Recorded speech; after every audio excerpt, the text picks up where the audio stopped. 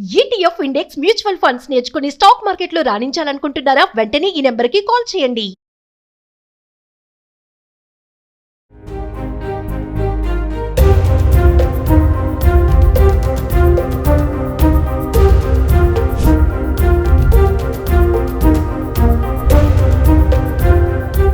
Suman TV ప్రేక్షకులకు నమస్కారం.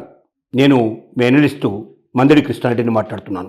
వక్ఫ్ చట్టంలో మార్పు తీసుకొచ్చారనేది నిన్న మొన్న పార్లమెంట్లో, అటు రాజ్యసభలో ఇటు లోక్సభలో కూడా దీర్ఘకాలంగా చర్చలు జరిగాయి. ఓటింగ్ జరిగింది. ఫలితంగా ఇటు లోక్సభ అటు రాజ్యసభ లోపల ఓటింగ్ ద్వారా కొత్త చట్టానికి శ్రీకారం చుట్టారు. చట్టంలో మార్పులు తీసుకొచ్చి చట్టం పేరు కూడా మార్చడం జరిగింది. ఇది ప్రెసిడెంట్ ఆఫ్ ఇండియా సంతకం కాగానే చట్టం రూపంలో ప్రజలకు అందుబాటులోకి వస్తుంది. వక్ఫ్ అంటే ఏమిటి అనేది మనం ముందు తెలుసుకుందాం.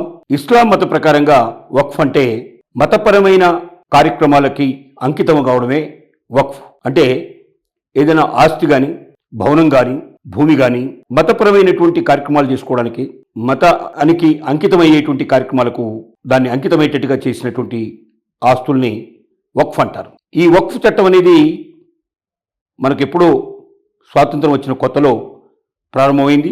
1995లో దానికి చాలా సవరణలు చేశారు.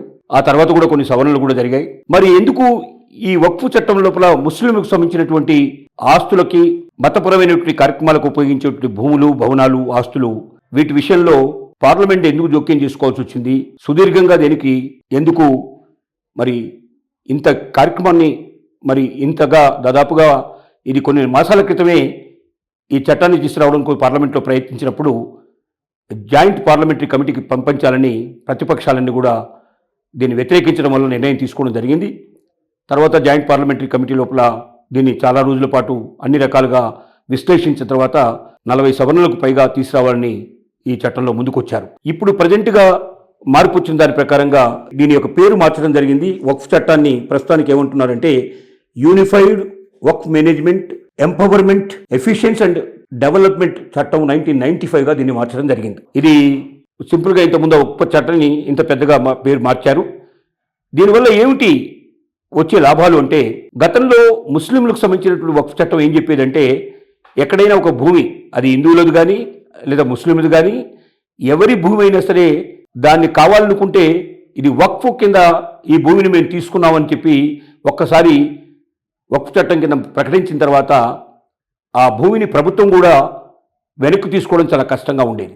ఇలా అనేక రకాల వివాదాస్పదమైనటువంటి భూముల్ని, భవనాల్ని, ఆస్తుల్ని వక్ఫ్ బోర్డులు తమ ఆస్తులుగా ప్రకటించుకొని చాలా గందరగోళమైన పరిస్థితులకు దారితీసింది. అంటే అది ఒక్కొక్కసారి మరి ఆ ఎవరి ఆస్తులు అయితే పోయాయో వాళ్ళు గగ్గోలు పెట్టారు, కోర్టులకు ఎక్కారు.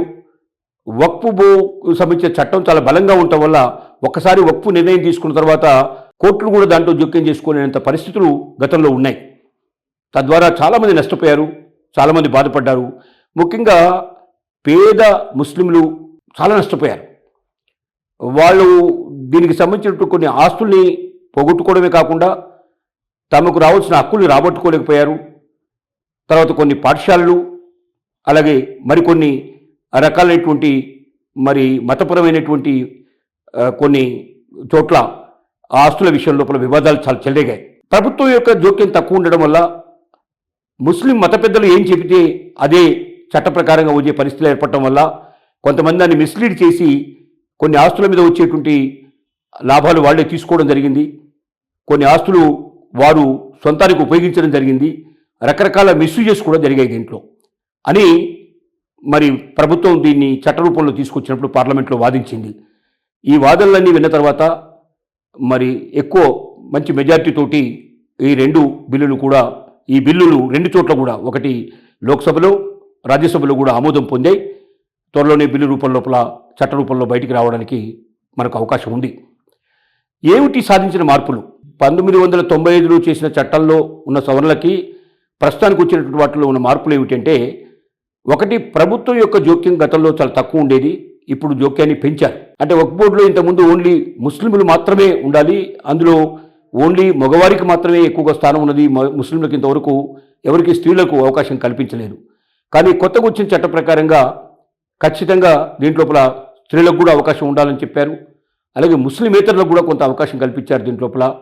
దీంతో పాటుగా చట్టపరంగా ఒక వక్ఫ్ బోర్డు ఏర్పడేటప్పుడు వక్ఫ్ బోర్డు ఇటు రాష్ట్రాల్లో ఏర్పడతాయి, అలాగే కేంద్రంలో కూడా ఒక బోర్డు ఉంటుంది, సెంట్రల్ వక్ఫ్ కమిషన్ ఉంటుంది. ఈ సెంట్రల్ వక్ఫ్ బోర్డులో ఇక్కడ స్టేట్ గవర్నమెంట్లో ఉండే దాంట్లో ముఖ్యంగా అక్కడ ఉన్నటువంటి మరి బార్ కౌన్సిల్ మెంబర్స్ కానీ, అలాగే అక్కడ ఉన్నటువంటి మత పెద్దలు కానీ, తర్వాత ఈ వక్ఫ్ ఆస్తులకు సంబంధించిన మేనేజర్లు కానీ, అలాగే ప్రభుత్వం తరపున కూడా కొంతమంది ప్రతినిధులు దీంట్లో పెట్టడానికి అవకాశం కల్పించబడింది. రెండోది ఏంటంటే, ఒక ఆస్తిని ఉన్న పొలంగా ఇది వక్ఫ్ ఆస్తి అని ప్రకటించేసి దాని మీద ఆ ఆస్తి యజమానులకి ఏ రకమైన హక్కు లేకుండా ఉండేటువంటి పరిస్థితుల్ని ఇది నిరోధిస్తుంది. ఒక వక్ఫ్ ఆస్తి అని వచ్చినప్పుడు అది ఆస్తి నిజమైన ఆస్తి కాదా, అది నిజంగా వాళ్ళు చారిటబుల్ పర్పస్లోనే ఇచ్చారా, లేక ఇవ్వకుండా బలవంతంగా ఆక్రమించుకుంటాం అనేది దీన్ని పూర్తి నిర్ధారణ చేసిన తర్వాతనే ఇది వక్ఫ్ ఆస్తిగా పరిగణించాలనేది నిర్ణయించారు. దీనివల్ల ఎంతోమంది నష్టపోకుండా మోసపోకుండా కాపాడటం అనేది జరుగుతుంది. రెండోది, దీంట్లో ఇంకేమైనా ఒకవేళ వాడు సంతృప్తి చెందకపోయినట్టయితే ట్రిబ్యునల్ని ఆశ్రయించడానికి కూడా అవకాశాలు ఉన్నాయి. స్టేట్ ట్రిబ్యునల్స్ ఉన్నాయి, సెంట్రల్ ట్రిబ్యునల్స్ ఉన్నాయి. అలాగే అన్నింటినీ కూడా ఆశ్రయించి చివరికి వారు స్టేట్ ట్రిబ్యునల్లో వారికి న్యాయం జరగకపోతే హైకోర్టుకు డైరెక్ట్గా వెళ్ళే అవకాశాలు ఉన్నాయి. ఈ రకంగా వక్ఫ్ ఆస్తులు అందరికీ సమానంగా, అందరికీ అవకాశపూరితంగా ఉండి అందరూ కూడా ముస్లింలు ఆనందంగా ప్రశాంతంగా తమ యొక్క మతపరమైనటువంటి వక్ఫ్ ఆస్తుల్ని వారికి ప్రపంచానికి చెందేటట్టుగా, ప్రజలకు చెందేటట్టుగా వారు నిర్ణయానికి తీసుకోవడానికి వక్ఫ్లో వచ్చిన మార్పులు చాలా ఉపయోగపడతాయనేది అందరి భావన.